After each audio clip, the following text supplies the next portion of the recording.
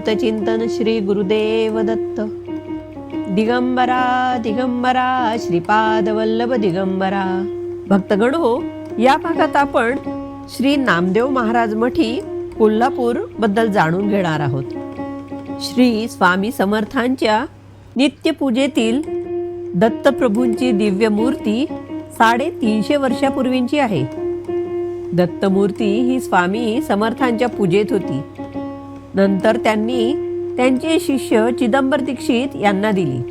पुढे चिदंबर दीक्षित यांनी ही मूर्ती त्यांचे शिष्य नागलिंग स्वामी कर्नाटक यांना दिली। नागलिंग स्वामी यांनी ही मूर्ती नामदेव महाराज चव्हाण यांना देऊन करवीर क्षेत्री जाण्यास सांगितले। तेथे तुम्हाला साक्षात दत्त भेटेल असेही सांगितले।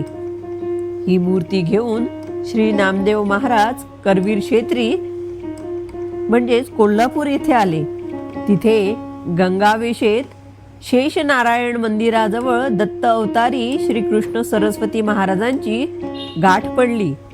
या मूर्तीचे वैशिष्ट्य म्हणजे दत्ताची मूर्ती किंवा फोटो हे ब्रह्मा विष्णू महेश असे असतात, पण मूर्तीत महेश मध्ये आहे म्हणजेच ब्रह्मा महेश विष्णू अशी एकमेव गुरु शिष्य परंपरेतील आहे। सदर मूर्ती दोनदा चोरीला गेली होती।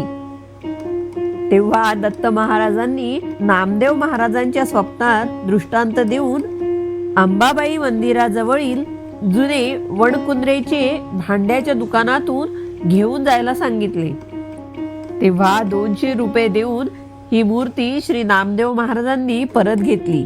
आज ही मूर्ती कोल्हापुरात शुक्रवार पेठेत पंचगंगा रोड येथे श्री नामदेव महाराज मठी येथे पाहायला मिळते। अवधूत चिंतन श्री गुरुदेव दत्त।